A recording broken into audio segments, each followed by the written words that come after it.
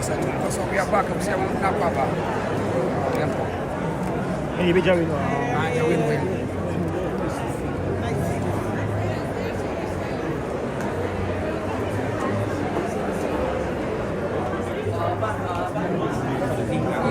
Ladies and gentlemen, we need you to expedite your seating.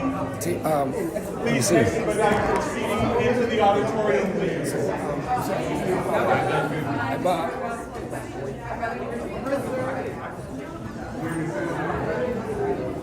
Police officer will let you out.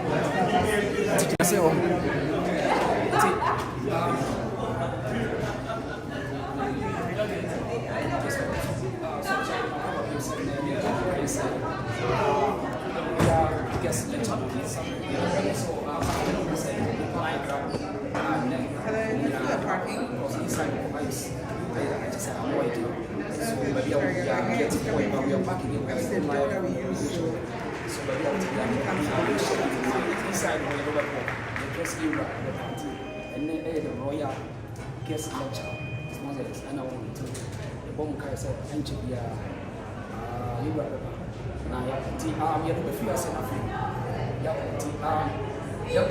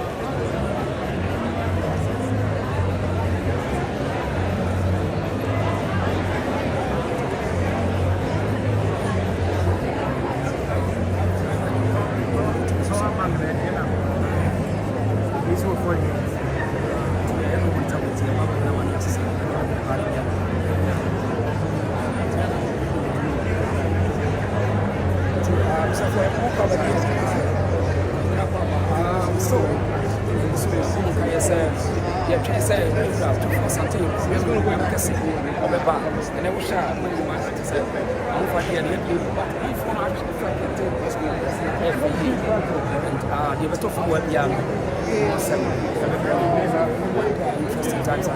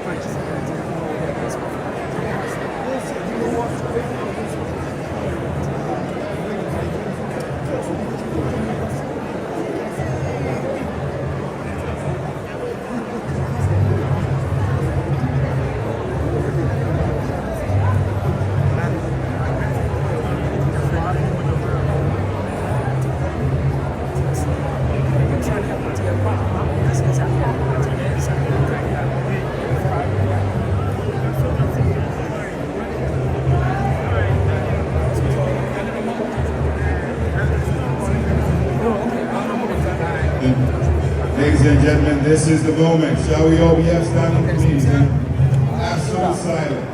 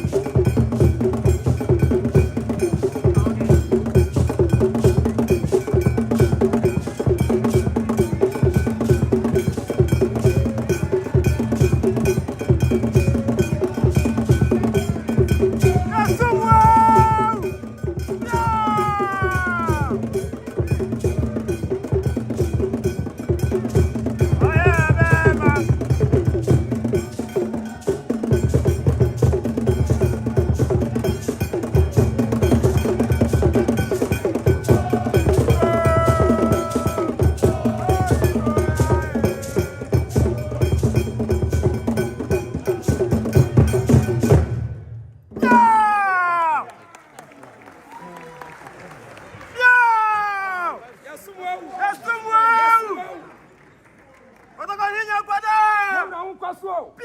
Mopio.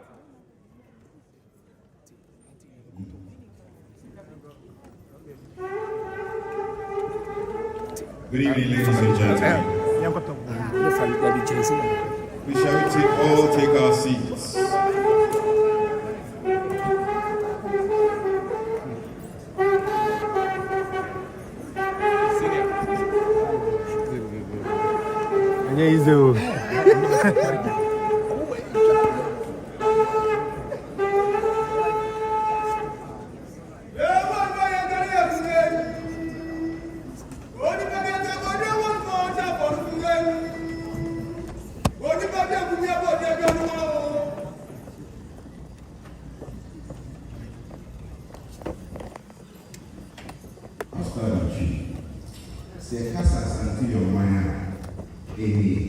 When we say Asante is a kingdom, this is the display. This is what it means. We're honored to be here today. My name is Rudy Patrick, and I serve as the Chief of Staff for the Millennium Excellence Foundation. And on behalf of the President of the Foundation, the distinguished chiefs, the distinguished paramountcies, the distinguished members of the royal household, we bid you welcome to this great evening. I'll firstly thank you to Howard University.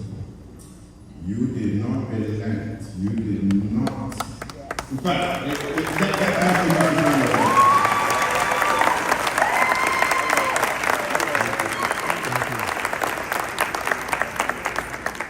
it was indeed a long shot, but it was also a short one, because when we walked in, it was like, bet, as I learned from American Street.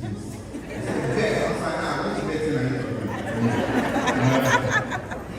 But it's like, let's do that. And it's a great history. But the person that helps us put everything together, a distinguished lady right there, principal consultant, Dr. Adra Boche Asamoah.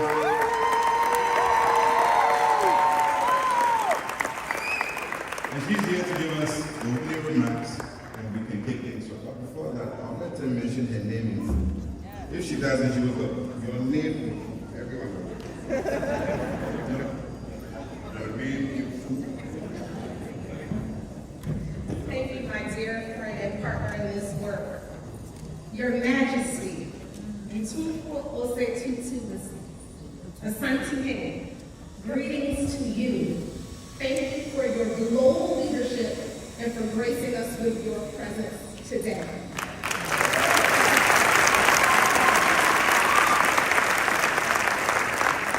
Dr. Anthony K. Muto, Provost and Chief Academic Officer, to the Assistant Provost and Executive Director of the Ralph J. Bunch International Affairs Center, Dr. Hope, to Congressman Gabe Amon, to the multiple diplomats, our current Ghana to the U.S. Ambassador, His Excellency Victor Smith, to the former Ambassador of Ghana to the U.S. and Chairman of the Royal Visit, and my uncle, His Excellency Kobe Constant, to the many elected officials, to the university leadership, cabinet members and deans, to the traditional leaders, chiefs and queen mothers, to the president and the chief of staff of the Millennium Excellence Foundation and sponsor of the entire Royal U.S. Visit, to the entire faculty, especially Dr. Greg Carr, Dr. Krista Johnson, and Dr. Talton, to the leaders of our international civic and business organizations, to the members of the GSU, my babies,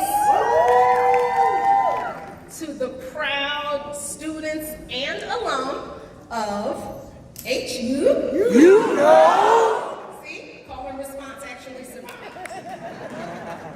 To the many family, friends, sorors, friends, my goddaughter Blake, and all gathered here today.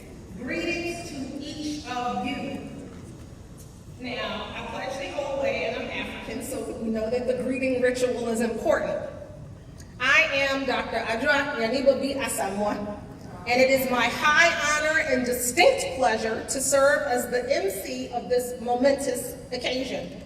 I should note, the idea to have this here was not mine. That credit belongs to the leadership of the Millennium Excellence Foundation, who in turn tapped me to help inform, shape, and actualize their vision. When asked to serve on the planning committee for the royal visit, there was obviously no hesitation. There was, however, full disclosure. I shared that while I am proudly Professor Butri Asamoah's baby girl born on Monday, I am not an Asante woman, but I am a Khan. And my mother was born in this country and is a descendant of those who survived the African Holocaust. I was quickly and convincingly assured by Mr. Moulton that this royal visit would be rooted in Pan-Africanism. So I am here.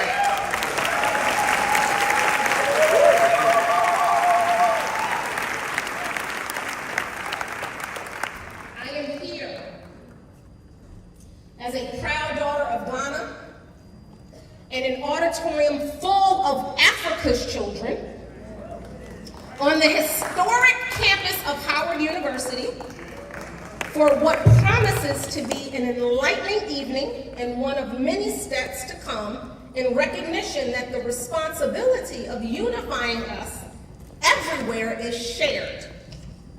Now, before we hear from the esteemed provost of this institution, let me go through some housekeeping for our time together. So I need you all to pull out your phones. I know you have them, so pull them out. Everybody pull out your phones. And I need you to silence them. Ringers, text messages, Instagram and WhatsApp message notifications, all of it. And for the next hour or so, let's just be in community with each other as a family. Let's see, the restrooms are downstairs and there is no eating in this venue. I now have the privilege of introducing the provost of this esteemed institution. He has held various roles at the university, including Dean of the College of Pharmacy and Assistant Provost for International Programs. He earned a BA from the University of Maryland, Baltimore County in 1987. It's in your bio, I didn't tell everybody. Followed by a BS in pharmacy and a Doctor of Philosophy in Pharmacy Administration. He has held and led various international programs, including sponsored projects in Nigeria, South Africa, Zambia, Kenya, Rwanda, Ethiopia, Ghana, and more.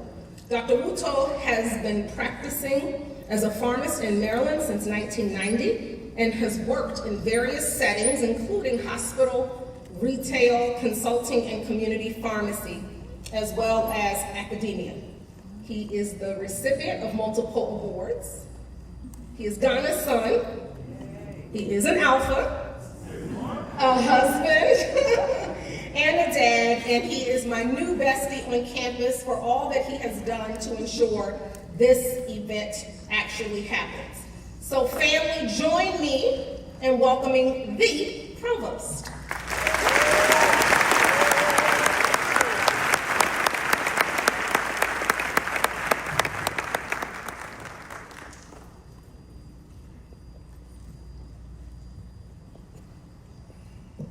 Your Majesty, Otumfour II, the Asante, Excellencies and members of the Diplomatic Corps, honorable members of the United States Congress, distinguished government officials, members of the Howard University Board of Trustees, faculty, staff, students, alumni, and invited guests, all protocols now being observed. Good evening. Good evening. On behalf of the entire Howard University community and as a native Ghanaian, it is both an honor and a privilege to extend our warmest welcome to His Majesty otumfour Osei Tutu II, the Asantehene, and King of the Ashanti Kingdom in Ghana. Your Majesty, your presence on this historic campus is profoundly meaningful. As one of Africa's most respected traditional leaders, you have distinguished yourself through visionary leadership, steadfast dedication to education, impactful philanthropy, and an unwavering commitment to the advancement of your people and the African continent.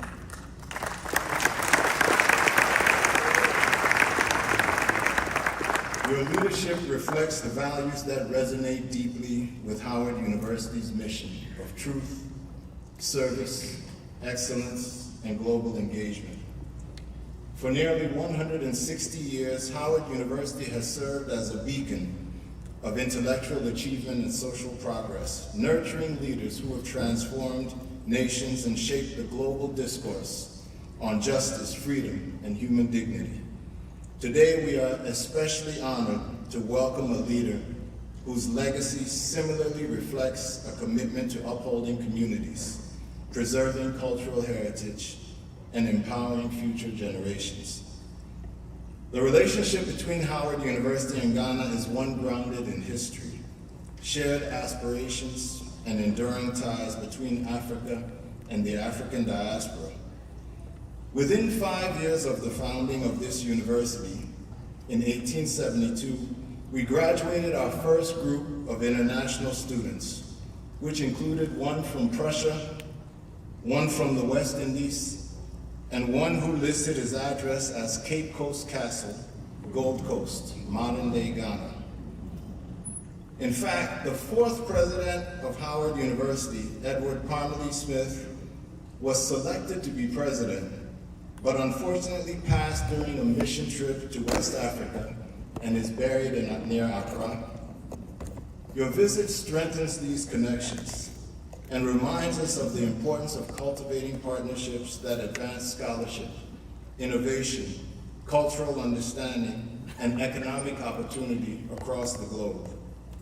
We're equally honored by the presence of our distinguished congressional delegation, ambassadors, members of the diplomatic community, and esteemed guests whose participation underscores the significance of this occasion. Together, we celebrate the enduring bonds of friendship, cooperation, and mutual respect that unite our nations, our institutions, and our peoples. Your Majesty, we thank you for gracing Howard University with your presence.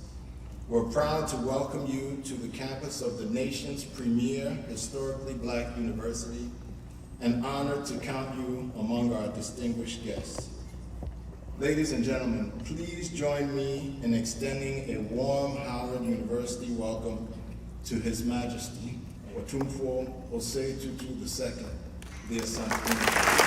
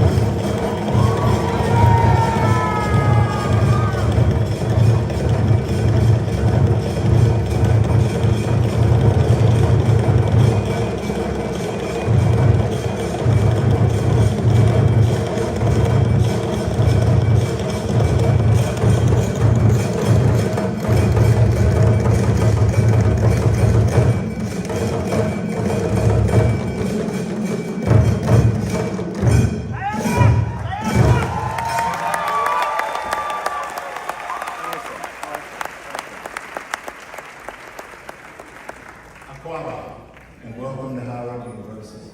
HU.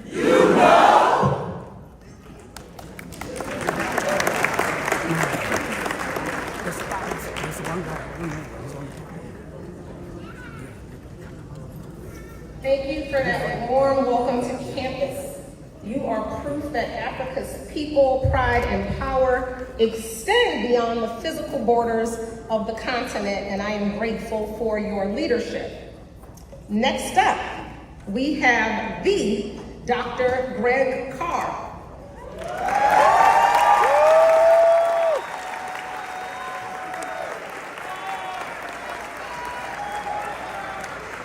Now, full disclosure, Dr. Carr raised me and is my oldest brother, but that's not why he is on the program. There's no introduction that I could give him that would do him justice. But for those of you who do not know him, he is Associate Professor of Africana Studies and Adjunct Faculty at the Howard School of Law, the School District of Philadelphia's first resident scholar on race and culture. Dr. Carr led a team of academics and educators in the design of the curriculum framework for Philadelphia's mandatory high school African American history course. Dr. Carr is the first vice president of the Association for the Study of Classical African Civilizations. I could go on and on and on and on, but I'll end here. And before I ask them to welcome you, I need to acknowledge a very special woman who is with us, Her Royal Highness, Lady Julia Ose-Tutu, of His Majesty, and look how beautiful she is. Thank you for gracing us with your presence this evening. Now, family, friends, and all gathered here today, please join me in welcoming the Dr. Greg Carr.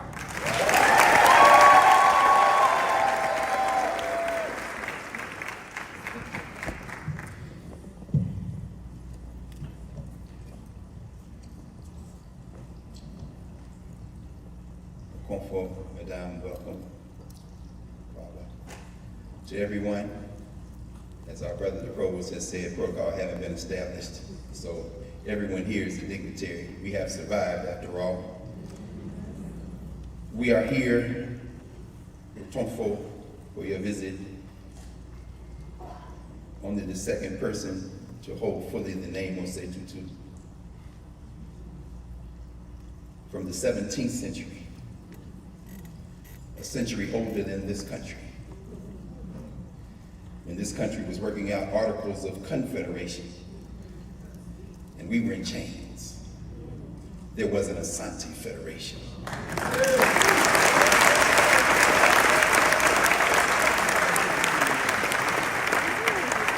To have taken the name of your great-granduncle, Ose-Tutu, the first, who united Asante after many years of conflict and war, who with his brother, Okoye, calling to the sky for help from heaven, and then the Siketwa, the golden stool, descends from heaven.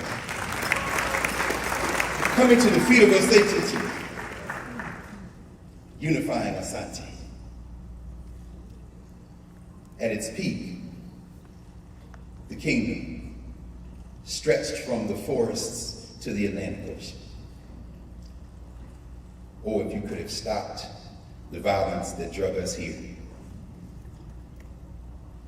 And yet we have survived.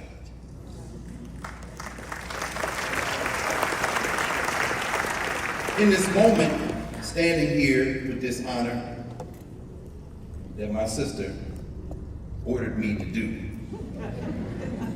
I feel a real responsibility because as we were together a moment ago in the library, you saw so many of the women and men who work on this campus, the staff, the faculty, the students who are here, the children of Africa.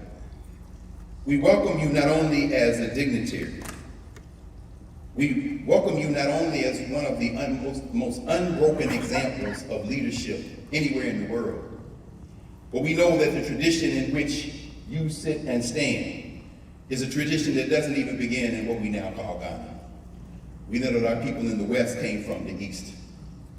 And we know that divine mandate for rulership begins in so many ways in the Nile Valley. And when we listen to the Akan, when we listen to the stories, when we listen to the conversations, the history passed from mouth to ear, the migrations keep going to Central and then East Africa, and somewhere in the Nile, somewhere, as my brother Mario Beatty teaches us all the time, somewhere in that Nile Valley are the roots even of West Africa and of Asante. And we know that that is the oldest tradition of leadership. To call it democracy, yes. To call it democracy would be to shrink it. Because there is no model in the world, whether it be the indigenous people, whether it be people of Asia, certainly the people of Western Eurasia that we call Europe, there is no tradition of leadership in the world that matches what we are here to bear witness to through you all today. We know that you would not sit in this position if it were not for your mother, the 13th Queen Mother of Asante. We know that when you see a man in leadership in Asante, it's because the women have allowed it.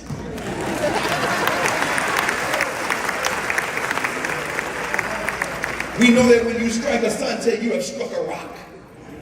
And when the Anglos came, when the British came and demanded the Sikejwa, the golden throne, because they thought they would break you, you fought war after war in the 19th century. Those Anglo-Asante wars. And you sit here as living proof that we did not lose.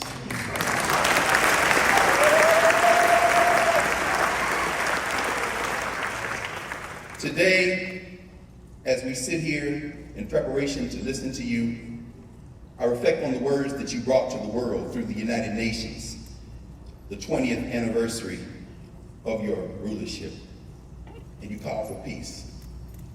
Now, of course, if you know the history of Africa in general and the Asante in particular, you know that peace isn't always the first choice. Sometimes you gotta fight.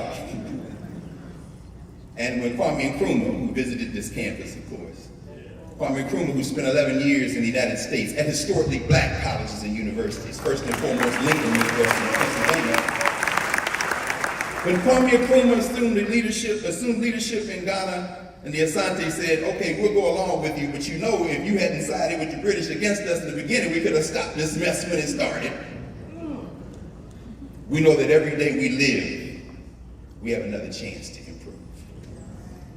So I'm going to take my seat. I just want to mention a couple of other things because it's important for all of us to let everyone who is a visitor here, and believe me, none of you are visitors, beginning with you all. Y'all are now family. You always were, but now you know formally. It's important for you to understand, I think, a little bit better, I'm sure you do already, the impact that Asante has had on us. My own blood niece is named Yasantiwa. Because when the British took Crimpy into exile, and that sister came out of Ajiso, that Queen Mother, and Asante said, maybe we will negotiate with the British, and oh, Yasantiwa stood, that Queen Mother, and said, oh, ye men of Asante. Oh, never would I think I would live to see the day that you would not fight for the return of your king. But if you will not fight, the women of Asante will be on the battlefield in the morning. And when we achieve victory, you and I welcome in our beds the next morning, the entire Asante nation. Face the British, don't mean to embarrass your tongue, but those black women are bad, ain't they? You already know. There is something for us never to forget. We never stop being Africans. Your visit here strengthens the loop. We are at your service, and you are part of our family. So as you stand and we get ready to hear from you, please understand that whether it be Howard or FAMU, whether it be Lincoln or Grambling, whether it be Tennessee State or Oakwood College or everywhere in between, we are sister institutions to Legon and Kwame Nkrumah University of Technology. We are sister institutions to the University of Cape Town, the University of the West Indies. We one big black college, Bob. And we're very happy that you are here to join us, and we can't wait to hear from you. Madasa.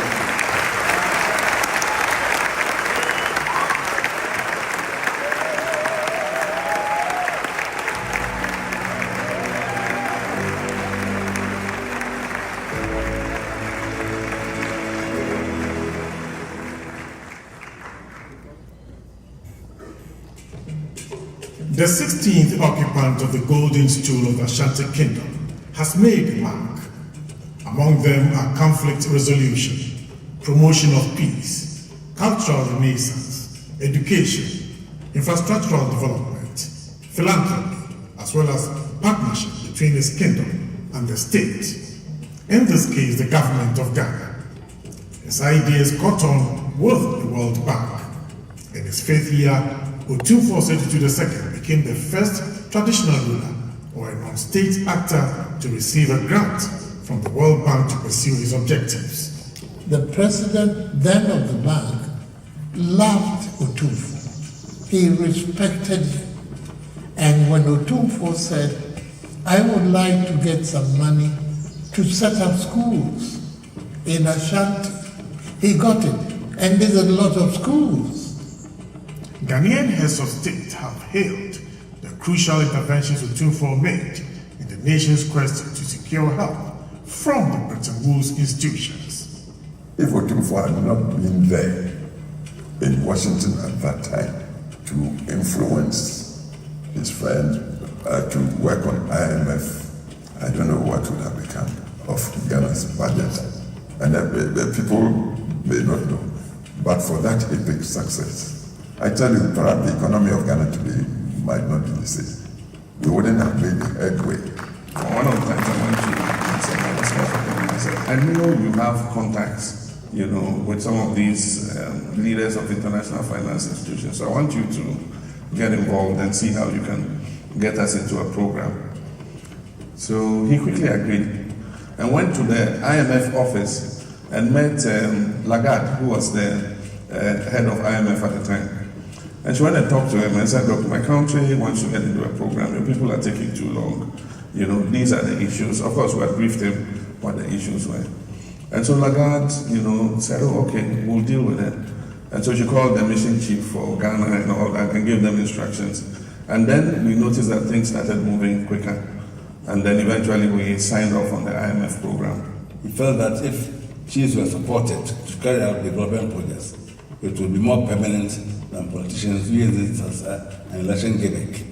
So the World Bank bought into this idea and granted us a huge facility to do this traditional authority partnership with the World Bank. A bid to host the headquarters of the African Continental Free Trade Area. When Otumfour waded into those waters upon the request of government, Ghana got it.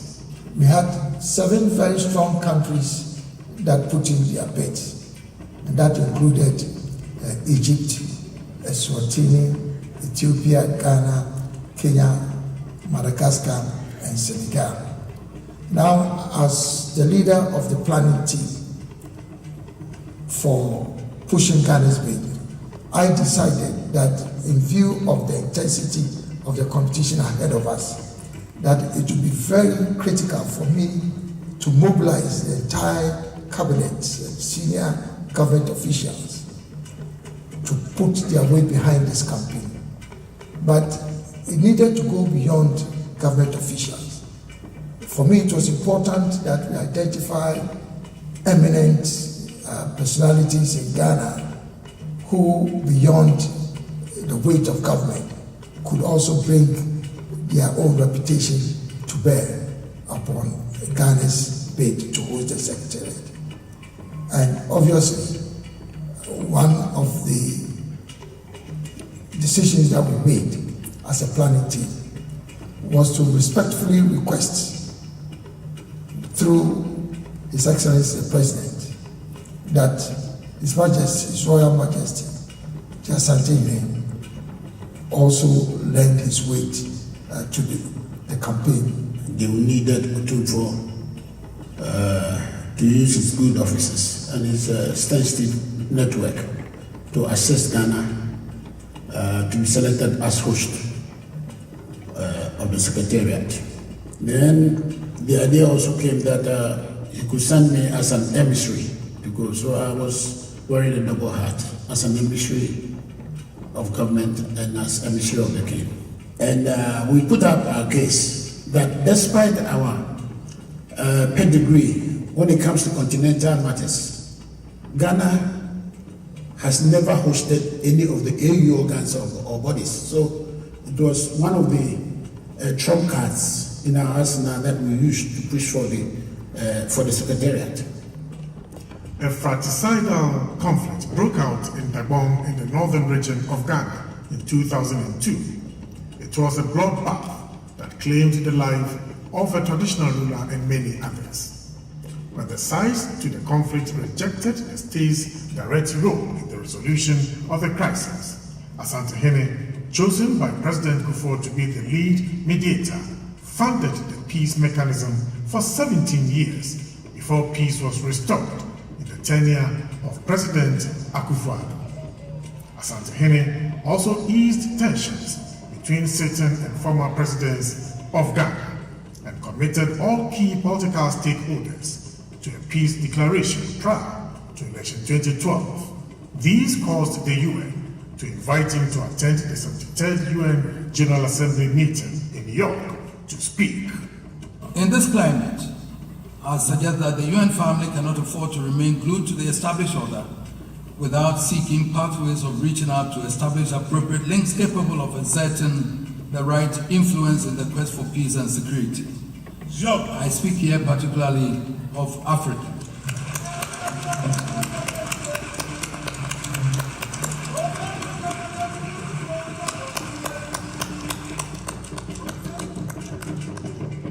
Asante Hene has been solicited by the current president, John Dramani Mahama, to broker peace at another flashpoint, Boko.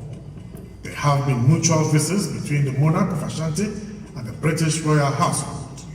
Asante Hene, otumfour II, has been peripatetic worldwide, owing to invitations for awards or to confer with other leaders. His Menchia Palace in Kumasi has also witnessed a good number of local and foreign visitors.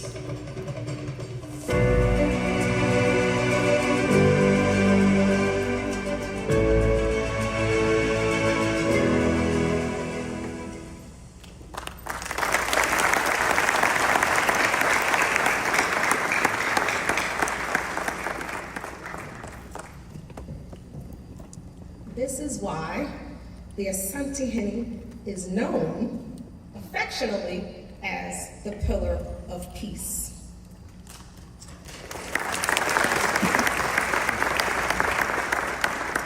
Next up, to introduce His Majesty, who she calls her king, is my baby girl, Madeline Animawa A.C. Wama. She is a senior at Howard, a student leader, the immediate past president of the Howard Ghanaian Student Union, the 17th Miss Afrique of the Howard University African Student Union, and the Transition and Student Success Chair for the Howard University Student Association. For the past several months, she has also been my right hand in working on this event, and I am so very proud to work with her, again, on behalf of the Millennium Excellence Foundation. Baby girl AC, it is your time to shine and introduce your king.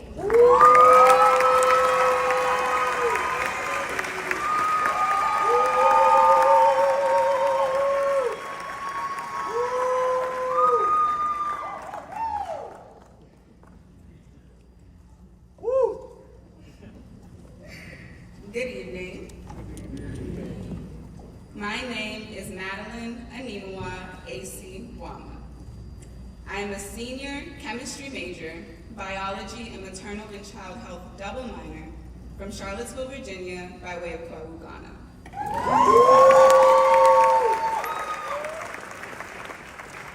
For many of us as student leaders, saying yes to an idea, lending a helping hand, or helping to bring a vision to life on campus is simply part of what we do. But what we cannot always anticipate is what the magnitude of a simple yes may turn into. And I certainly did not anticipate this when I said yes many months ago. When the Ghanaian Student Union was formed 4 years ago by Janice, Samuela, and Darrell. They could not have known that their vision would one day lead to this moment.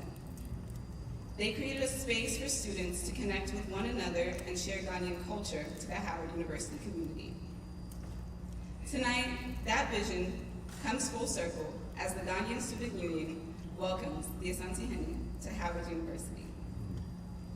For generations, Howard University has brought people together across cultures and generations. Tonight, that tradition continues as we welcome a distinguished traditional leader to our historic campus. His Majesty Otumfour Osei Tutu II is the 16th Asante Hene. Installed in 1999 at Menchia Palace in Kumasi, for more than 25 years, His Majesty has carried the responsibility of the Golden Stool, the sacred symbol of Asante culture, unity, and sovereignty. His reign has shown that traditional leadership can remain deeply rooted while continuing to shape the world around it. For many of us who carry Ghana with us as we build our lives beyond its borders, moments like this remind us that history is not defined by geography. It lives in the history we inherit, the culture we carry, and the relationships we continue to build way beyond the borders. Tonight, we have the opportunity to engage with a living institution of Ghanaian culture, history, and leadership. While we reflect on what our shared heritage asks of us as the next generation. Your Majesty, it is my profound honor to welcome you to Howard University.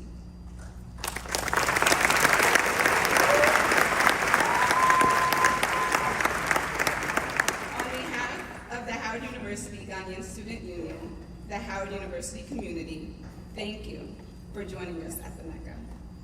Please rise if you are able, and join me in welcoming His Majesty Otumfour Osei Tutu II, the 16th.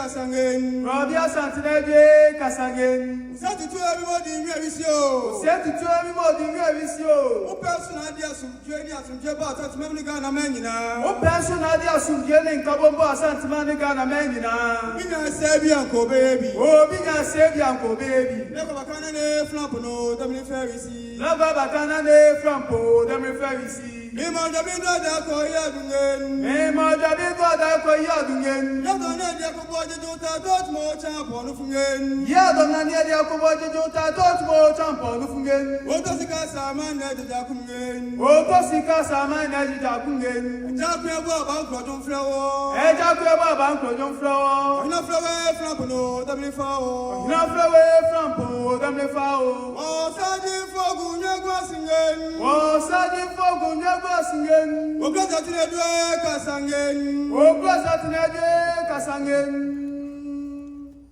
O klube dia to plaza damle fa kunyagwa si adibina chemera.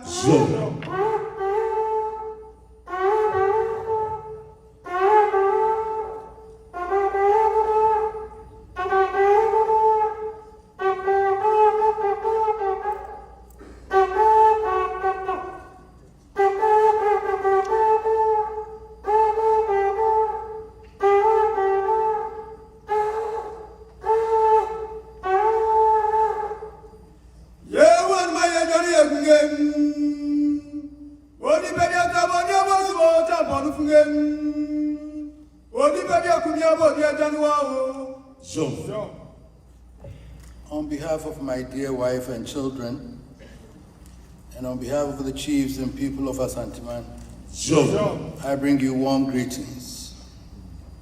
I'm deeply honored to stand before you at Howard University today, an institution whose history occupies a distinguished place in the intellectual, political, and social advancement of people of African descent. I express my sincere appreciation to the Executive Board of the Millennium Excellence Foundation and to the leadership of Howard University for extending this invitation to me and for creating this opportunity for us to reflect together upon matters that concern not merely Ghana or Africa, but the wider historical family of African peoples across the world. Howard University is more than an institution at which knowledge is transmitted and academic degrees are awarded. It's an institution of memory, intellectual courage, social responsibility, and service. Since its establishment, it has helped generations of men and women of African descent to demonstrate that education is not simply a pathway towards individual advancement, but also a responsibility towards society. Its commitment to truth and service makes this university an especially appropriate place to consider the relationship among governance, cultural preservation, traditional leadership, and the reconstruction of meaningful bonds between Africa and its diaspora. The theme placed before us is profound because it brings together three subjects that are too often considered separately. Governance concerns the organization of power and responsibility. Culture concerns the meaning a people give to their existence. And the diaspora concerns the survival of identity across geography, displacement, and historical rupture. Yet beneath all these three lies one fundamental question. How does a people organize itself, understand itself, and transmit to future generations an inheritance worthy of preservation? My proposition this evening is that traditional leadership, when exercised with integrity, wisdom, accountability, and respect for constitutional government, remains an important part of the answer to that question. Traditional leadership should not be understood merely as an institution inherited from the past, nor should culture be reduced to ceremonial display. Properly understood, both are living resources that can contribute to good governance, social cohesion, peace building, education, development, cultural confidence, and the renewal of relationship between Africa and the peoples of African descent throughout the world. Governance is frequently confused with government. Yet while government refers to the formal institutions of the state, the executive, the legislature, the judiciary, ministries, public agencies, and the administrative machinery through which public policy is implemented, governance is wider.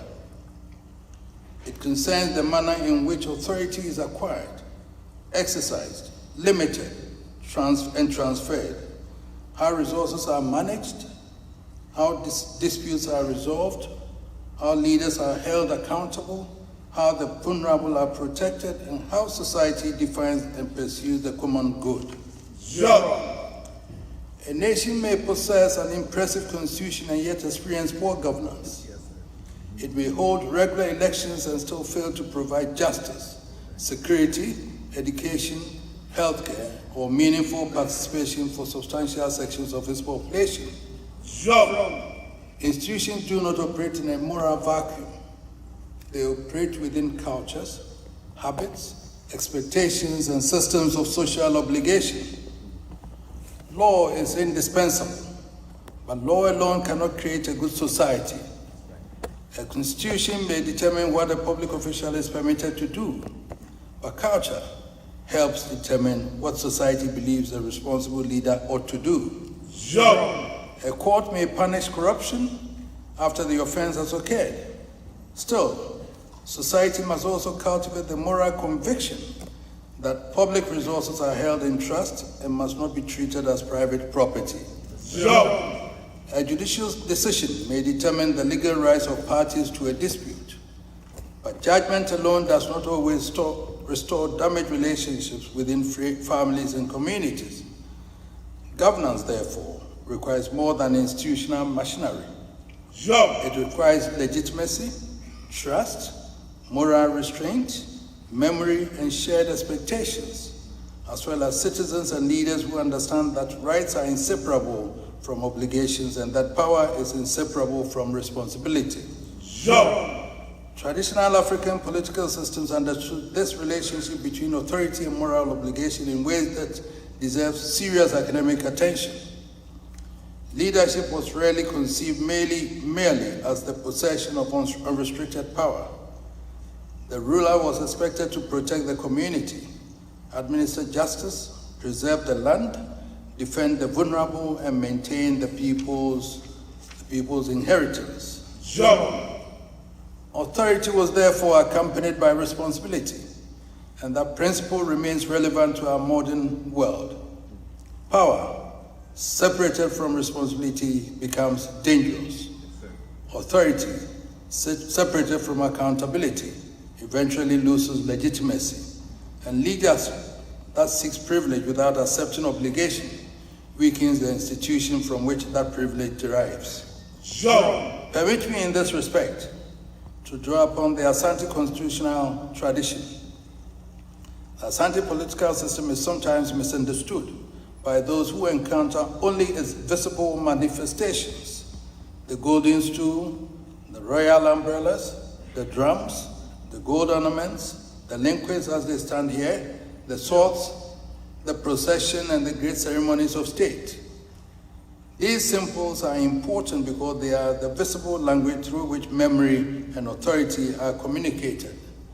But beneath the splendor lies a sophisticated philosophy of political responsibility.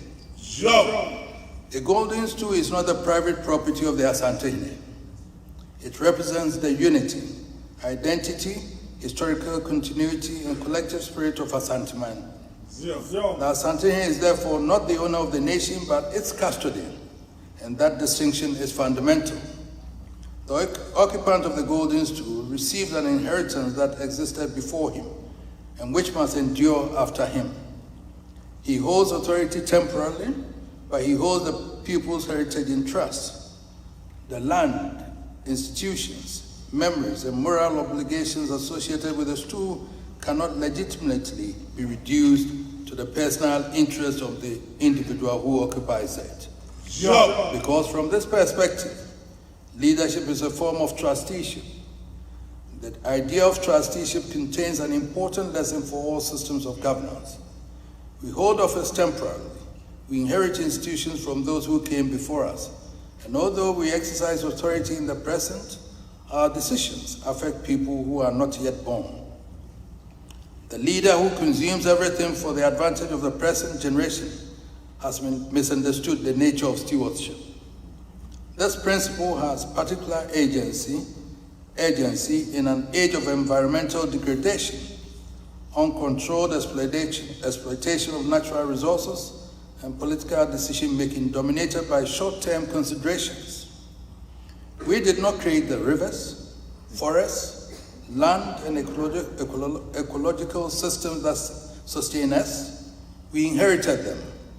And whatever our authority may be today, we have no moral right to destroy the inheritance of generations unborn. Sure. Traditional governments also remind us. Sure.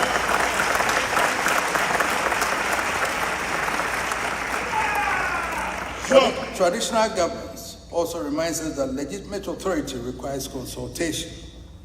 Our people say, "Tikron kwejina," meaning that one head does not constitute a council. Yeah. And we also say, "Nyansen ni unipa ba kuchim," meaning that wisdom does not reside in the head of one person alone. Sure. These are not merely attractive proverbs, they communicate a political philosophy. Asante exercises authority through an established order of chiefs, queen mothers, elders, linguists, and recognized customary officers. Matters are considered, evidence may be heard, historical precedent may be recalled. Different perspectives may be presented, and decisions are shaped by consultation and concern for communal harmony. Consultation does not mean that leadership has no authority, nor does listening diminish the dignity of the leader. The leader who refuses to hear contrary opinion eventually becomes imprisoned by those who tell him only what he wishes to hear. Responsible leadership must therefore create room for difficult truth. The modern world sometimes equates decisiveness with refusing consultation, but our ancestors understood differently. They knew that the strength of a decision may depend upon the quality of deliberation that precedes it. This does not mean that traditional institutions should be romanticized, because no institution, traditional, political, religious, or academic, is beyond criticism or reform. And antiquity alone does not confer moral perfection. Traditional authority must justify its continuing relevance through service. A chief who is concerned only with ceremony, privileges, titles, and public honor gradually diminishes the institution he represents. At the same time, a traditional ruler who listens to his people, protects community resources, promotes education, mediates conflict, assists the vulnerable, and responds to contemporary challenges strengthens both tradition and society. Traditional leadership in the 21st century cannot therefore be limited to festivals and ceremonial occasions. It must be capable of responding to educational inequality, unemployment, environmental degradation, land disputes, public health emergencies, community conflict, and the anxieties of young people. The palace must remain a guardian of memory, but it must also become a workshop for the future. This requires traditional institutions themselves to accept reform, because tradition must never become a shield behind which injustice, corruption, exploitation, or arbitrary authority are protected. The dignity of women and children must be defended. Young people must be heard. Persons with disabilities must not be marginalized. Community resources must be managed responsibly. Land administration must be transparent. And succession and customary processes must be conducted with integrity. The proper defense of tradition is therefore not an insistence that nothing should ever change, but the capacity to distinguish between enduring principles of an institution and those practices that require reconsideration. A tree survives because its roots hold firmly to the soil, but it also survives because its branches respond to the wind and reach towards the light, and so must our institutions. This brings me to culture. Culture is frequently treated as entertainment, appearing at festivals, tourism events, diplomatic ceremonies, and national celebrations, while being too often absent from serious conversations about development, governance, and the future of society. This is a mistake, because culture is not merely music, dance, clothing, food, and ceremony, important though these are. Culture includes language, morality, historical memory, family organization, spirituality, political philosophy, customary law, artistic knowledge, methods of conflict resolution, environmental understanding, and ideas about what constitutes a good human life. Culture tells a people who they are and provides the intellectual and moral vocabulary through which people understand birth and death, childhood and adulthood, marriage and family, authority and responsibility, suffering and hope. A society that loses confidence in its culture eventually loses confidence in itself. But cultural preservation does not require us to free society at some imagined moment in the past. Culture is not a dead object to be placed behind glass. It is a living inheritance that must be understood, practiced, questioned, renewed, and transmitted. Modernity must not be confused with imitation. Africans should learn from the achievements of other civilizations and adopt useful technologies, scientific discoveries, sound administrative systems, and institutions that improve human life. But participation in the modern world should not require us to abandon our own languages, intellectual traditions, and historical consciousness.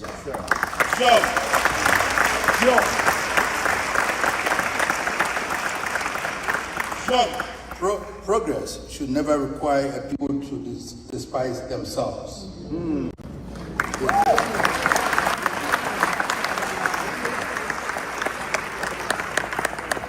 This is why the preservation of African languages deserves urgent attention.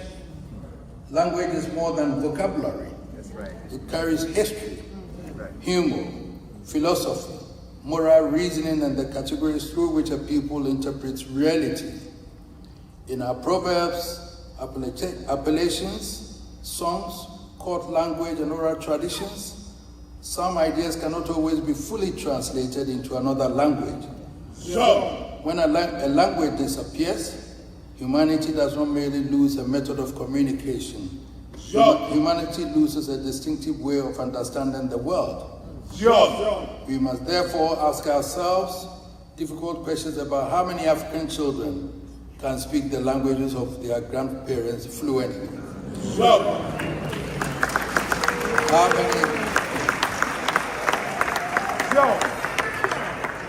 How many, and I must confess, my children have been taught how to speak, and now they are speaking to brethren.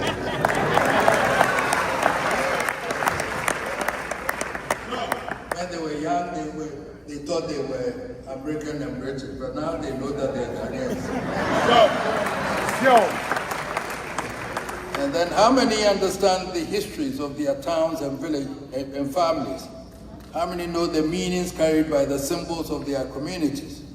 And how many can interpret the proverb that once educated generations in ethics, responsibility, and social conduct? We cannot leave the answers to chance. Cultural preservation must become part of serious educational policy.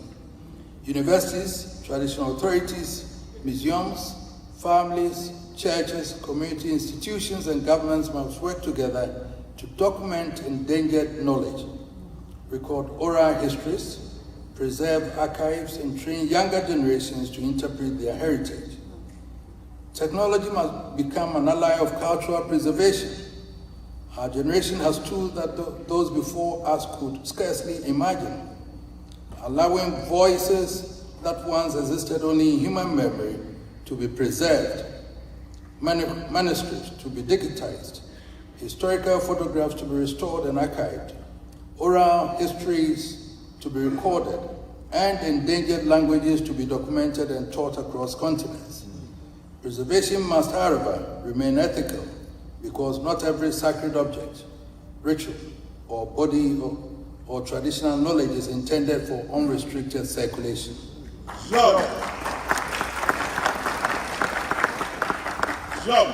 Cultural knowledge has custodians, contexts, and responsibilities, and digitization should preserve heritage without stripping it of dignity and meaning. It is within this discussion of history and identity that we must confront the experience of the global African diaspora. diaspora emerged through several historical processes. Some Africans left the continent voluntarily in pursuit of education, commerce, employment, and opportunity. In contrast, millions of others were forcibly removed through systems of enslavement that inflicted immeasurable suffering upon Africa and its descendants. The transatlantic slave trade separated families, disrupted societies, and transported generations of African men, women, and children into systems that sought not only their labor but their humanity. The consequences of that history did not disappear with the abolition of slavery. They remain visible in questions of race, inequality, economic exclusion, cultural displacement, and the continuing struggle for equal citizenship and dignity.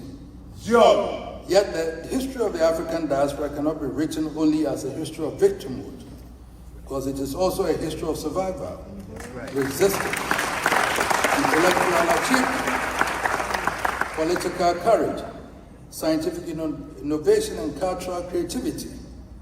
Those who crossed the Atlantic under conditions of extreme violence carried more than their bodies.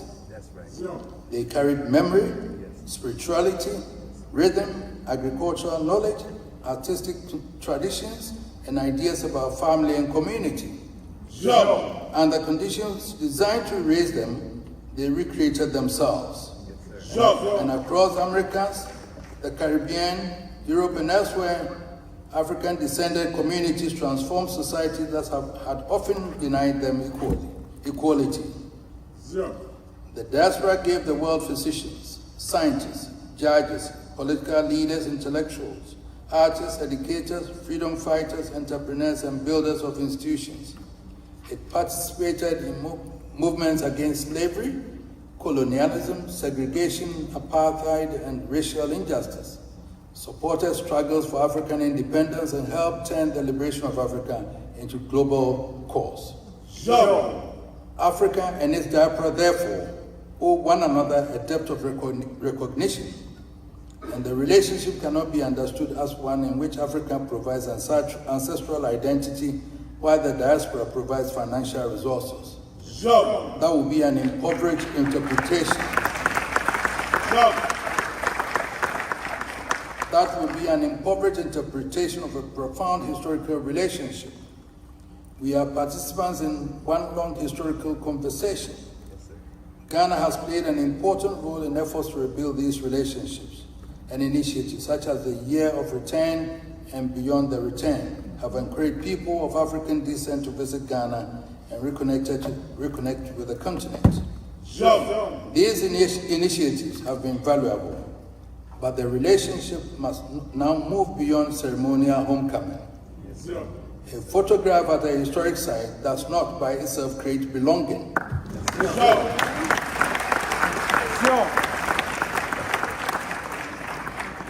An African name does not by itself create belonging. And attendance at a festival does not by itself create belonging. Belonging is created through relationship, understanding, responsibility, and sustained participation. The Akan concept of Sankofa invites us to return and retrieve what is valuable from the past. But Sankofa does not ask us to remain permanently facing backwards. We recover memory to move into the future with greater wisdom. And the next phase of African diaspora relations must therefore move from symbolic return towards substantive partnership.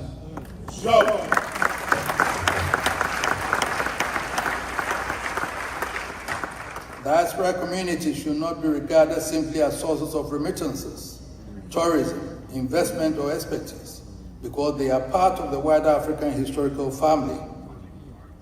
Many seek not only commercial opportunity, but dignity, understanding, relationship, and meaningful participation.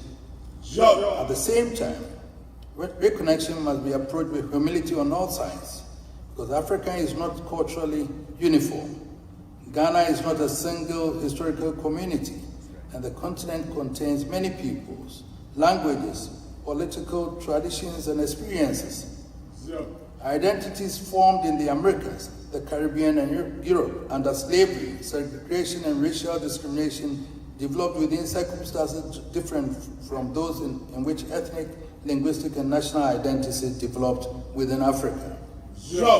We must therefore listen to one another. Continental Africans must listen seriously to the experiences of racial injustice, cultural displacement, and historical dispossession carried by the diaspora communities. At the same time, members of the diaspora must also listen to Africa's experiences of colonialism, political struggle, poverty, state building, conflict, and development. Neither side should claim exclusive ownership of African identity. We must meet as relatives separated by history, now with the opportunity to construct a shared future. Traditional media.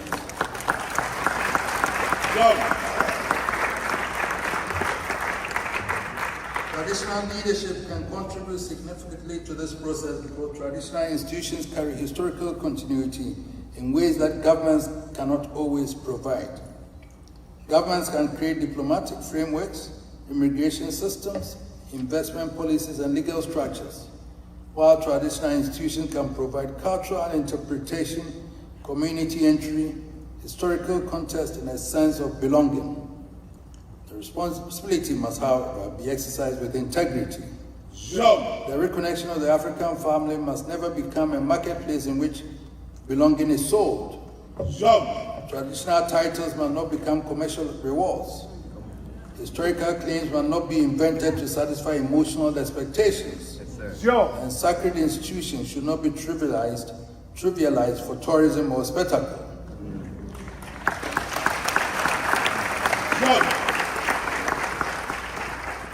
To be received into an African community is to enter a relationship, and every meaningful relationship carries responsibilities.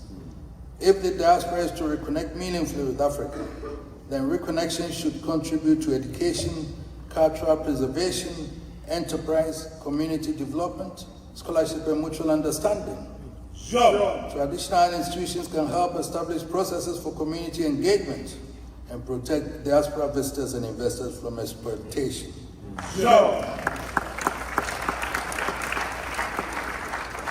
Still, traditional leaders must also protect local communities from arrangements that disregard their rights and livelihoods. The objective must be shared and sustainable prosperity. This naturally brings us to the university's responsibility. Universities are among the great custodians of civilization. They preserve knowledge, interrogate assumptions, challenge falsehood, train professionals, and shape the intellectual imagination of society. But universities must also learn to listen. For too long, some African systems of knowledge entered academic institutions only after they had been interpreted elsewhere. Knowledge preserved orally was sometimes dismissed as inferior to knowledge preserved in writing. While African institutions were often studied through conceptual categories that engage insufficiently with African societies themselves. This imbalance must be corrected without abandoning academic rigor. The elder who preserved the history of a community, the queen mother who understands the structure of the royal family, the linguist who preserves court language, the farmer who understands the local ecological system, and the customary authority who has spent decades resolving disputes may possess forms of knowledge worthy of serious scholarly attention. Such knowledge must not be romanticized. It should be examined critically. Historical claims must be investigated. Evidence must matter, and contradictions must be acknowledged. Yet, intellectual rigor and intellectual respect are not enemies. The university and the palace should not exist in separate worlds. The university can assist traditional institutions in documenting histories, preserving archives, strengthening administration, and evaluating development programs, and preparing younger generations for leadership. In contrast, traditional institutions can help universities understand the cultural, moral, and historical environments within which African societies operate. Scholarship within community. Scholarship without community can become detached. Tradition without scholarship can become vulnerable to distortion. When the two cooperate, knowledge becomes both rigorous and socially meaningful. It is in this spirit that I believe Howard University, Ghanaian institutions and traditional authorities can build a serious program of intellectual cooperation. There is room for sustained comparative research into traditional constitutionalism, customary law, mediation, restorative justice, land governance, the role of queen mothers, environmental stewardship, and community mobilization. There is room for a major program of digital heritage preservation that connects archives, oral histories, royal records, manuscripts, and endangered cultural knowledge. There is room for student and faculty exchanges in which young people encounter African societies and diaspora communities not merely as visitors, but as learners and contributors. There's room for professional partnership that link physicians, lawyers, engineers, academics, artists, historians, entrepreneurs, and community leaders across the African world. And there's also room for an enduring Howard-Manshia dialogue through which scholars and traditional leaders might examine the most important questions confronting governance, culture, and African diaspora relations. Our objective should not be to celebrate traditional institutions uncritically, but to study them seriously, because neither modern institutions nor traditional institutions should fear examination, and truth strengthens institutions that deserve to survive. I wish to finally address the young people present here, and through you, young people throughout the African world. You are heirs to a history that contains both extraordinary suffering and extraordinary achievement. And you have inherited technological possibilities that earlier generations could scarcely have imagined. Within seconds, you can connect Accra to Washington, Kumasi with Kingston, Lagos with London, and Johannesburg with Toronto. But technological connection is not the same as human unity. Unity requires knowledge, trust, discipline, and responsibility. Do not allow yourself to define Africa entirely. Do not allow others to define Africa entirely for you. Study its history in its complexity. Learn its languages. Examine its institutions. Understand its achievements and failures. And do not approach culture only through fashion, music, and social media.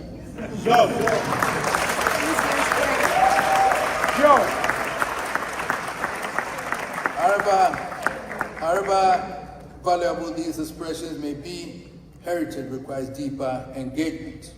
At the same time, you should not accept every inherited practice without question. Yes, because respect for tradition does not require intellectual silence.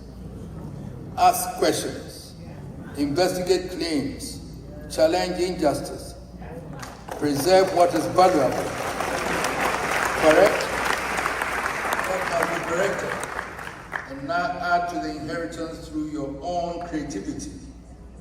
The future of African culture will not be secured by elders alone. To be secured when young people discover when they inherit within their inheritance intellectual and moral resources that help them confront the problems of their own generation. You are not required to choose between being modern and being African. That's right. You may be a scientist, physician, engineer, lawyer, whatever, scholar of the highest international standing, and remain deeply grounded in the cultural inheritance from which you emerged. Indeed, the greatest contribution Africa can make to the world will not come from imitating others perfectly, but from participating confidently in global civilization by contributing knowledge, institutions, values, and creativity that arise from our own historical experience. Distinguished ladies and gentlemen, perhaps what we ultimately require is a new conception of global African responsibility. Yes, sir. National citizenship will remain important. A Ghanaian remains a Ghanaian. An African American remains American. A Jamaican remains Jamaican, and a Brazilian of African descent remains Brazilian. Beyond these national identities, however, there can exist a moral consciousness that recognizes a shared historical connection and shared responsibility for the future. That responsibility includes preserving memory, strengthening education, opposing racism, expanding opportunity, developing African institutions, promoting ethical investment, supporting scholarships, and defending human dignity wherever it is threatened. Such unity must never become hostility towards others. The suffering contained within African history should not teach us hatred. It should teach us justice. Our historical experience should make us defenders of dignity, not only for Africans, but for humanity. The relationship between Ghana, Africa, and the global African diaspora must therefore be founded on more than ancestry alone. Ancestry tells us that we are connected, while responsibility tells us that we must do with that connection. What we must do with that connection. We must move from occasional visits to enduring institutions, from symbolic embrace to intellectual cooperation, from nostalgia to development, from the language of return to the practice of belonging, from remembering shared suffering to building shared strength, from sentiment to structure, from memory to responsibility, from connection to collaboration, and from a shared path towards a deliberately constructed future.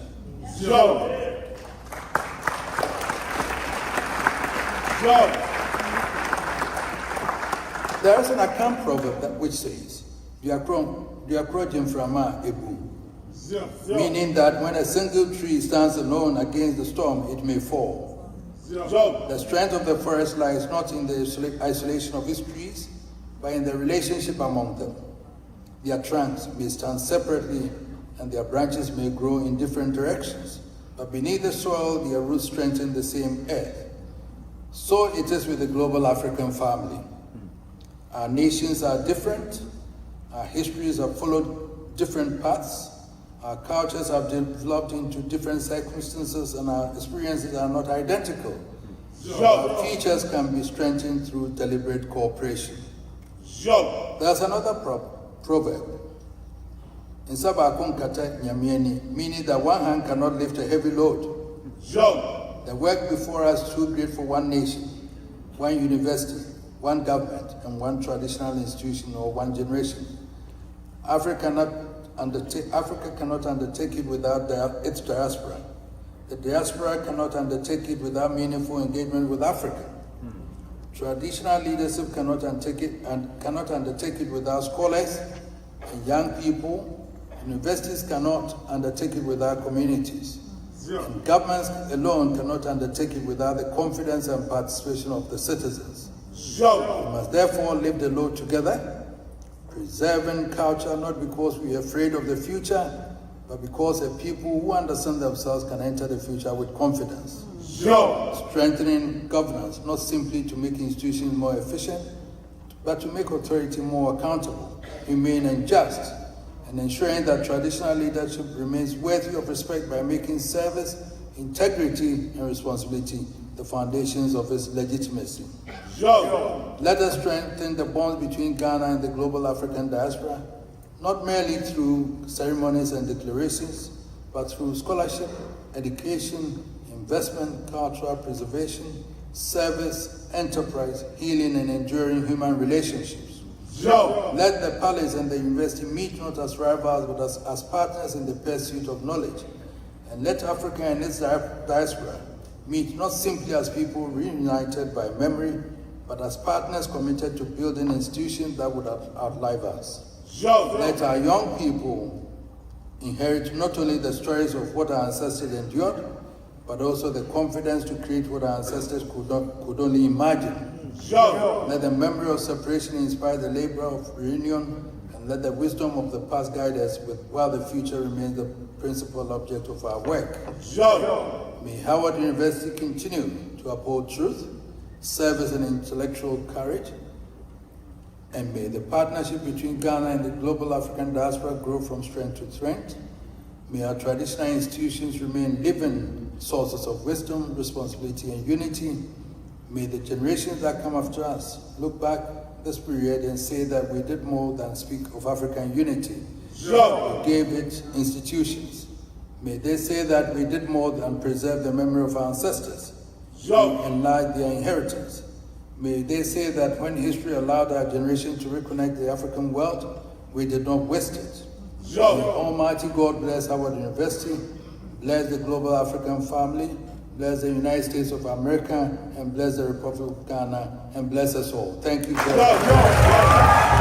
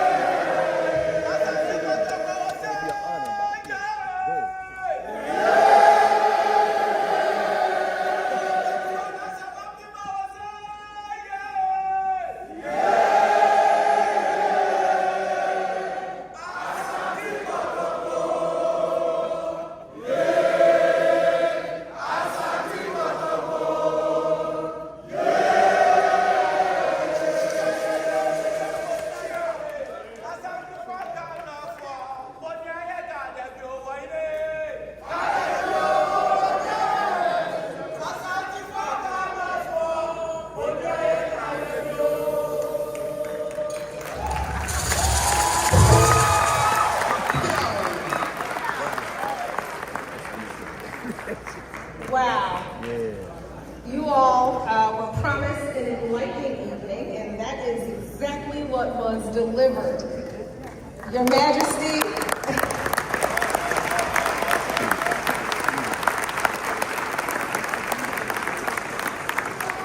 you underscored the critical importance of accountability as it is related to governance. A key takeaway for me was when you talked about wisdom being shared, which is exactly what happens on campus at BHU. And we are so eternally grateful for your presence here this evening. Thank you so much for imparting such wisdom. Before we depart, we have a couple of things we want to give you first, and we know that a representative from the kingdom will come. First, we have our provost who wants to share something before we close, and then we will be followed by two other of our fellow Black Stars.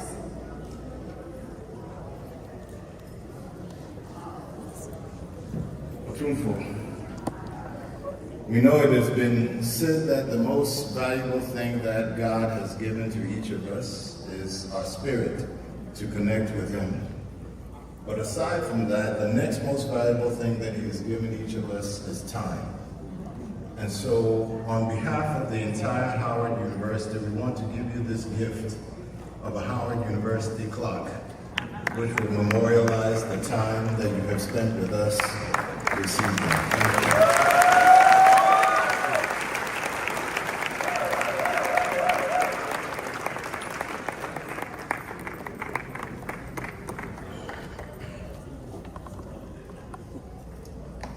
Thank you so much, Provost. Next, we have Congressman Gabe Amo, who proudly represents Rhode Island's 1st Congressional District, but he also represents Ghana. He is a lifelong public servant, a dear friend and colleague of mine, the Biden White House and the Obama White House, and he understands the critical importance of intergovernmental affairs like no other. Congressman, please join us.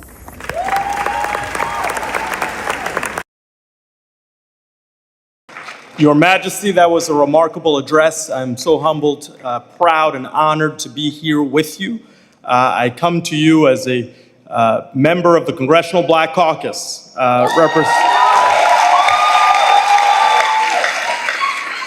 and as a voice for Black Americans. We're also a voice for Black people, people of African descent around the world. And in that capacity, I'm proud to join, but also proud to join as a proud Ghanaian with Ashanti roots.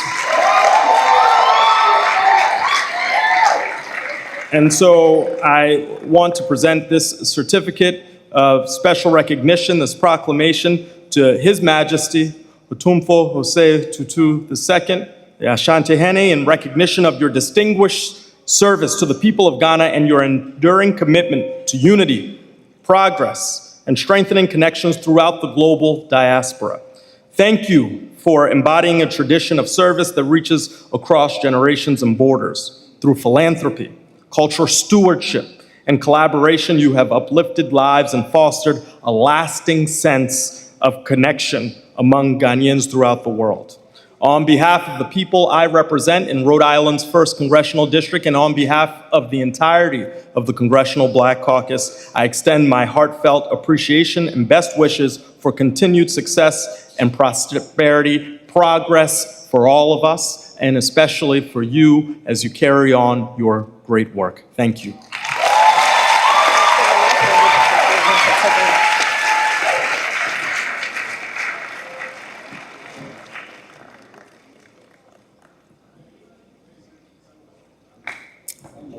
And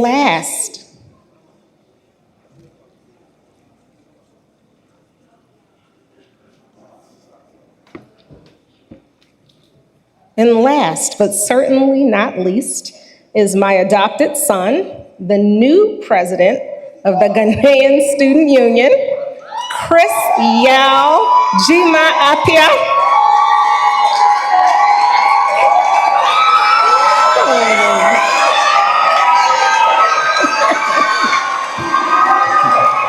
You ready?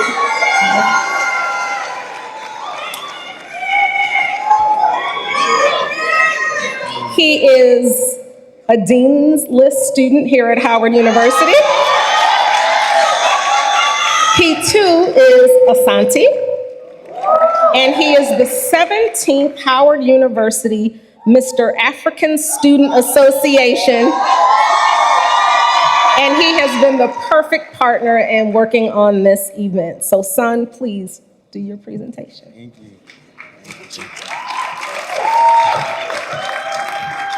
Ago. Ago.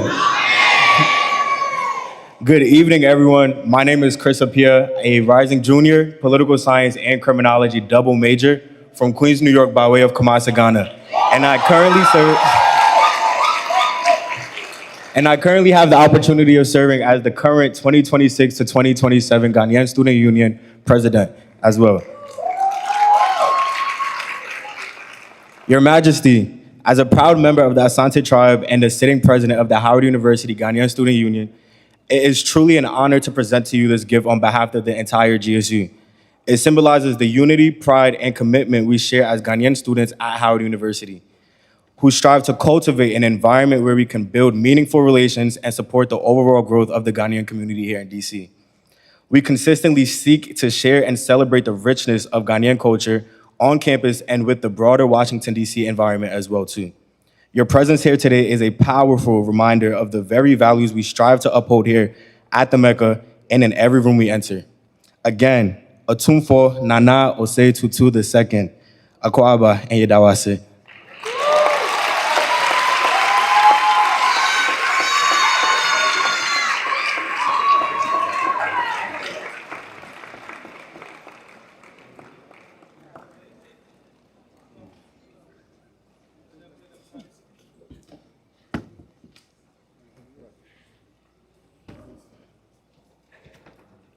On behalf of otumfour Asante and the delegation, I stand to say a big thank you for the wonderful presents that you have given us.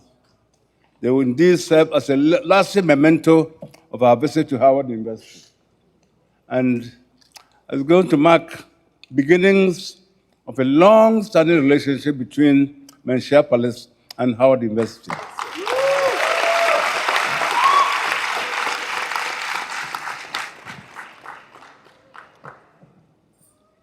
Our lady here said the key takeaway that he had from otumfour's lecture be many and profound. And I think the key takeaway that we also have is the Africanness of Howard University. And Menchia Palace will do everything in its power to ensure the continuity of this Africanness. And I think there should be a reciprocal relationship from Howard University to Menchia, so that in the long run, in Sako and Saba, the hand go, the hand come, and the going and coming makes the cloth weaving more perfect. Thank you very much.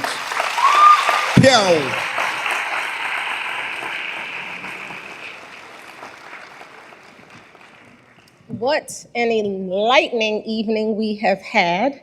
I just want to thank you all for coming one more time on behalf of the Millennium Excellence Foundation and on behalf of the university. Dr. Hope will just thank the sponsors of the evening, and we will leave united, energized, and ready to do the hard work of ensuring that we are all globally united as African people. Thank you. Thank you for your leadership and partnership in bringing this event to fruition. My name is Dr. Tania Hope. I am the Assistant Provost for International Programs and the Executive Director of the Ralph J. Bunche International Affairs Center here at Howard University. And on behalf of the university, I thank you all for coming tonight.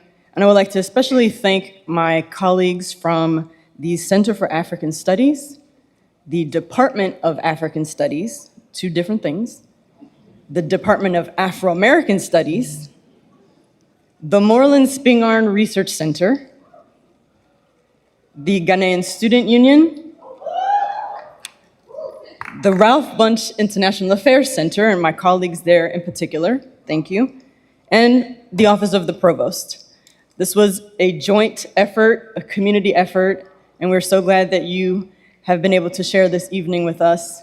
Thank you to Your Majesty for joining us. It's been a pleasure, and we look forward to welcoming you again. Thank you all very much.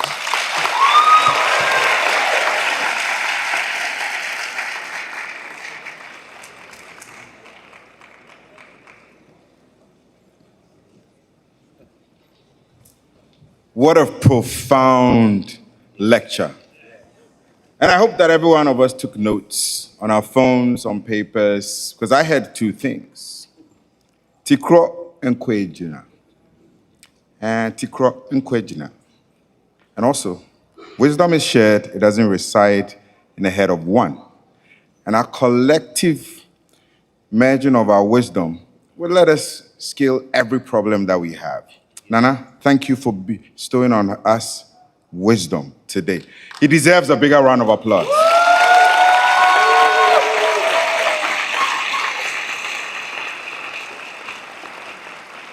And for your visit to Menchia, which I know all you are booking, but before that, you have to join us at Bowie State University on coming Sunday for Akwesidai Kessie. Akwesidai Kessie. And when you come, there's one thing you need to know. Please say it after me. Piao! Piao! Nanamo Piao! Aha! Sekutu. Aye, upon Agronasa. Ladies and gentlemen, please be upstanding.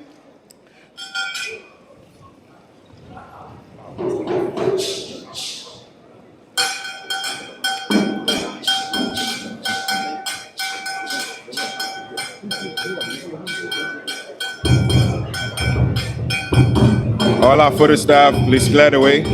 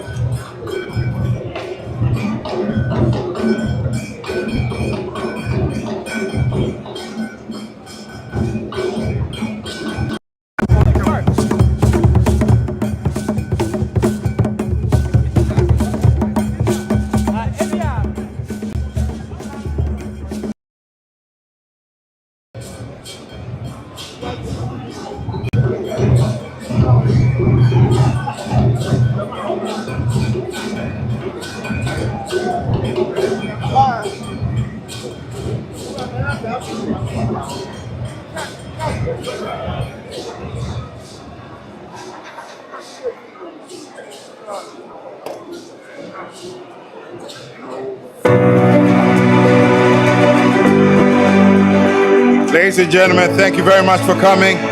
Reminding you that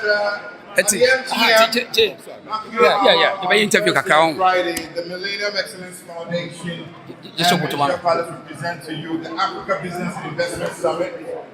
There's $4 billion of deals going back to the Okay, so for Saturday, no. On Saturday, the Millennium We okay. Excellence But when show it to us.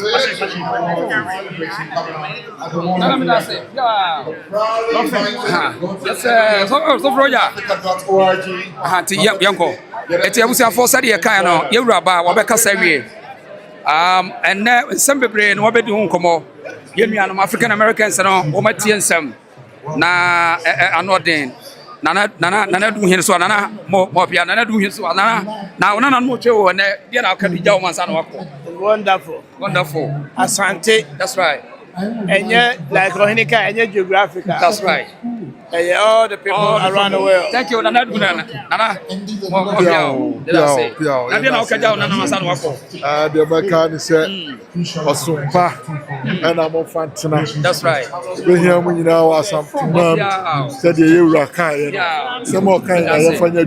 Yes, you near Tumpo. Yeah, that's it. You're nana 90 and also no you run an wa say Abram Pong and then I'm mind in this year in nana wa say your friend this year but the reason so na and come on and there said yes quiet on man phone any pa hey what's your name? Trey. Yes, so Trish. Yes, Trey. Okay, so how do you feel after the king speaks? I thought it was very beautiful. It's a great opportunity to be here and to, gain wisdom from him because of all the good things he's done for Ghana. Right. So you're gonna go back to Ghana? Oh, I'd love to go to Ghana. I need to. You have to. I'll come to December. Go see the Menchia Palace. Yes, okay. yes. Right. Yes. And do you know the day you were born? January 9th on Friday. Not Friday. Yes. So you mean Afia? Yes. So you go back to Kumasi Ashanti Kingdom and then they'll call you Afia, okay? Yes, okay. Thank you. Yeah, what's your name? Mimi. How do you feel about the King's Speech? I feel very, very electrocuted. A lot of knowledge put in my head. Right. I like seeing this. I like seeing the culture. I like seeing stuff like this. Yes. Okay, it's very empowering especially for Pan-Africanism. Pan-Africanism. Yes. Right. Have you been to Ghana? I was born and raised. Oh, you born and raised in Ghana? I got Pacho Mihoye. Pacho Mi Abnawa. Pepi. Thank you. Okay. Thank you. So Abna no. So after you Kasawi and Nana Munyache, I just say and your unity no. Yes, Abrantian and person and Kasaka Kraya. Okay. Yeah. So Yamamuna Kwaba, Yura Kasawi was sorry. Anti Ghanaian community at Howard University and they Womania GA. So many Abrantia bedin come back Kumiano. Na yet here one so none myself. Yeah. I don't have for none. That's right. Okay. It's mamini yenmi in Kasai. It's say right. And then wakasama biya din. What is your encouragement, your motivation? Just stay in school. Keep going. Don't let the culture die either. It's very important to continue to let the culture live within us and pass it to the further generations as well too. Yeah. Right. Yeah. So how often do you come to Ghana? Ghana, I was just there last summer actually. I go pretty often, almost every year, every other year. Yeah. Okay. So what are you telling? Then I will catch the young people who very say they will demonstrate their culture. Okay. Then I will catch To don't let people try to take away your culture. Make sure that you continue to fight to keep the languages alive, your culture alive, always and forever. Because it's the culture that keeps us going. It's the culture that keeps pushing us. Right. And it takes one to bring all of us together as well too. Okay, yeah. thank you. Of course. Thank you. I appreciate you. Okay, let me talk to this lady. Hey, to say. You're Rebecca Sadia. I'll catch Ghana for. Oh, Ghanaians, I pray that, we continue to be proud of our heritage and that we continue to share it to the world because there's so much pride in being Ghanaian. And I just hope that we all see it and we show it to the rest of the world. So, yeah. Okay. Yeah. So, last name, football and Ghana for America. One very said they will demonstrate their culture, language. Oh, I know, I feel like, it's a learning thing because me too, when I first came here as a child, and I used to shy away from it. But when you really get into it, like otumfour was saying, wisdom is not just with one person. Exactly. It's shared. So when you share your culture to other people through whatever means, it's accepted. There's no need to be afraid. You have to just do it with courage and understand that standing out is actually a good thing sometimes. Okay, thank you. Welcome to the Region Show. Okay, thank you. Thank you. Hi. You want to say something? Oh, yeah, okay. Auntie said you run on Omani Anchi pa or something in an yes, I mean, can't tell for no one such a can't tell for any Binami Musomo. Okay, let me ask you something.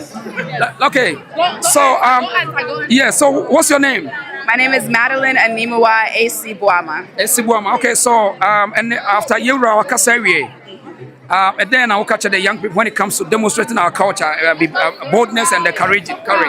Just be proud. Do it undeniably proud. Don't let anybody stop you. If you feel it in your heart, it's meant to be. That's what I brought with me as I said yes to helping to organize this event today. Okay. So outfit, beautiful. Thank you. Your friend said, do you know the name of the outfit? Hey.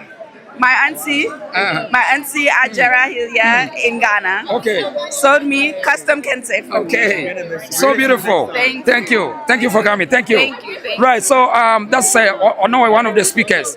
I mean, she's so beautiful. And then again, I mean, Nenyaje, when it comes to Probia Santehene, Tufunya Mikasi Aba, this is a Ghanaian community. That's right. So I mean, you can see, Sir Omania Jiepa. Right. So stay tuned. Young boy, wow, I'm so proud. Oh, wait. Phone number, man. Yeah. It's a reason. It's a big interview. What number is it? I mean, what number? Be interview, really.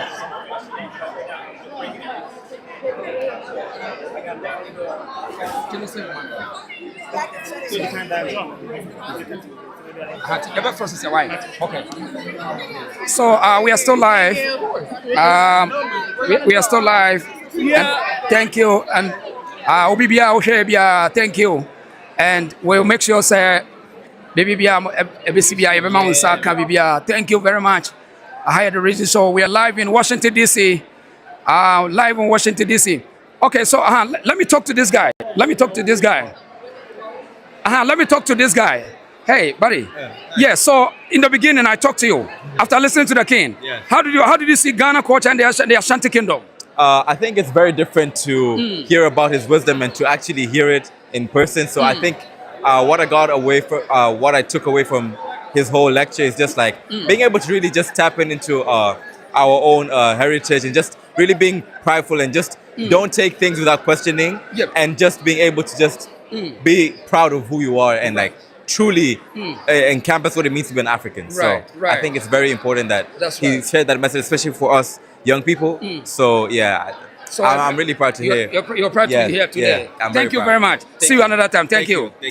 Okay, so yeah, but a guy we in Sierra Leone, and I know what can say na ni agye sɛ wɔba ɔpɛ sɛ ɔbɛtie exactly nsɛm a ɛbɛba but owie no wɔ sɛ wa develop a certain level of courage because of Osantehene we develop some courage ɛbɛboa no ama watumi ayɛ bold enough so aha ne yɛde bɛsi yɛbɛda mu nyina mo ase and we are live Howard University Howard University Washington DC thank you Nana boko kabi bi kaka chasa Ghana for mami omuti na ha yewra be kasa de na otumfour anantanyene yewra anantanyene wa ha ya do bibia de si wa ha ne no se be historic oni be kasa historic na yewra na no asem nkran sha odi ama school foi eni ni pe twahia nyina school mu mpanyifo nyina ba bi ni gisem osaka Nedenya Ghana nkwa Africa osi free South Africa ebesin ko ka Morocco free Nigeria o kan obia o visa yeni patuntum ya African descent bia ne yewura kasa ahye ni nkran abona baso se yenkoso ne yenkonko yanim ya bakwasem ebefa ni pa bi de embetena akwan fa so ebefa wo mo se ne boni mo se ne papa mo o se yenfa nye nkran hye ne yenka yehomom ne nya bako na yempeja Africa na ebetimi aye crashe sema ebebre de obi bi oba ye bia ase mo gidie ni ahotoso se ne eshas ye ba koso apeja na akore na ekese wa to ni sa afro bi bia wa o bibini se on sa mra na chi emehwe asante emehwe Ghana emehwe Africa gidi dodo na so age pene so mbeba ye ko ni akotena fi abobo e won hwe wanim omra ni emfa adwemom ni enkamom na Africa be san fa ntuma pefra ye be da se pa ye be da se ye be gidi se kwasi ada be sia wa ada na se kwasi ada ni pompon so ni na ho na ewie se ya fade ye bibia danso e chese Africa Ghana asante ye pie America brochimamu kwasi ada ebe dedi obi amwa no no mra deni akwasi de ewura be fa no ho atena dwom bi obeso be chia ne bi abetuma kwachia no na ayefe ebe kra be hwe nti enyi free opia nana nyankwada ye be kasa opia ebe ma how for try me na teacher answer no why I'm come by yes ai yako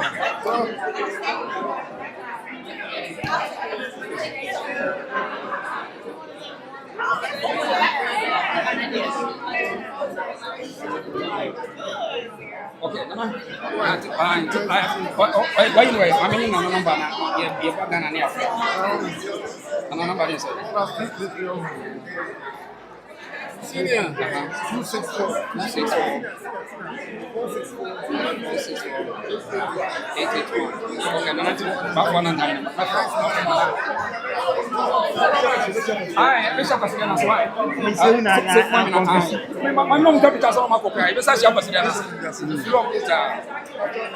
Na caí.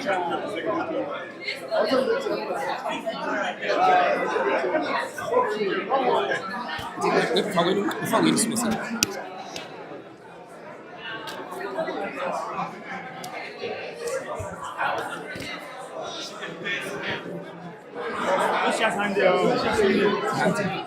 Ai, não quero bichar.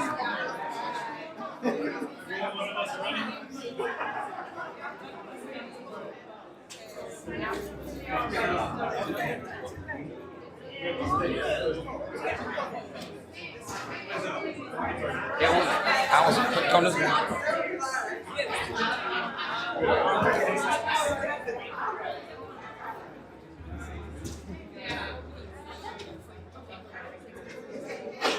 you miss your wife. You miss your wife. Mommy, we are mommy. You kept down.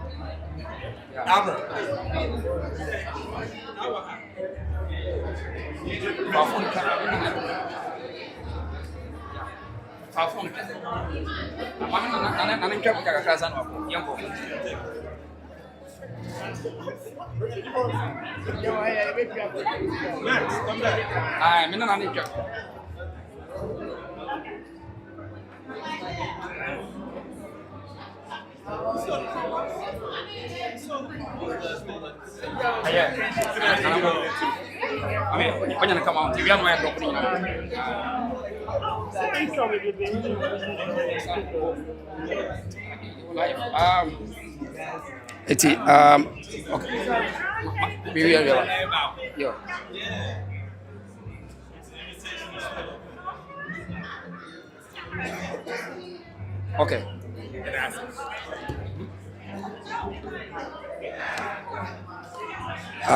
Yeah, mommy signing out. Mommy signing out. Signing out. Okay. Okay, so for Ahani Edibesi. Na and lecture na you read about the Royal Lectures at Howard University, at Washington DC, America. Ahani Edibesi. Nemo Yabom Kaya say at that Sunday, Kwasiada, Yako Akosideka Siasi, at Bowen State University, at Ho, and the Akosideka Sia never bremo. Krobia Santahine, Namikase, one nan me buy and I'm the Brempon, and my hene, not this year buy, nay, Yadina Siamam was say, Yabeko, na Yadi program Besiase, Nafi, Yadobi Biase. Kwasiada, Yasra Mo Maryland, Mo Baltimore, and Afi, Virginia, Washington, mo make sure say Yabeshia. And probably 10 a.m. sharp, you could have considered Cassiano at the Bebremo. You're from this year, but I had the reason. So, Yadamuna was Mujana, so all platforms, Mujana, so now Musha live at your course. So, Yadamuna was say, Yadabesi say, Yabetu also Sunday. Thank you. Other programs in and keep staying on the dial and then Yadabebremo. Thank you, Pa. Thank you.